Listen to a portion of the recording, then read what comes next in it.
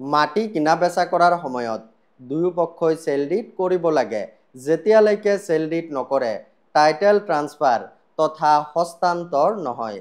সেই চেল ডিডখনত দুয়ো পক্ষ লগতে সাক্ষীয়ে চহীও কৰিলে। এতিয়া প্ৰশ্ন হয়, চেল ডিড এখন কৰাৰ কিমান দিনৰ ভিতৰত ৰেজিষ্টাৰ কৰিব লাগে? সুপ্ৰিম কোৰ্টে স্পষ্ট ভাষাত কৈছে, ৰেজিষ্ট্ৰেশ্যন এক্ট 1908 ছেকশ্যন 23 মতে চেল ডিড এখন কৰাৰ পিছত 4 মাহৰ ভিতৰত ৰেজিষ্টাৰ কৰিব লাগিব, নহ'লে সম্পূৰ্ণ অবৈধ হ'ব। ছেকশ্যন 24 কয়, যদি এজনতকৈ অধিক ব্যক্তিয়ে বেলেগ বেলেগ সময়ত চেল ডিডত চহী কৰে, তেন্তে শেষৰ ব্যক্তিজনে চহী কৰা তাৰিখৰ পৰা 4 মাহৰ ভিতৰত ৰেজিষ্টাৰ কৰিব লাগিব।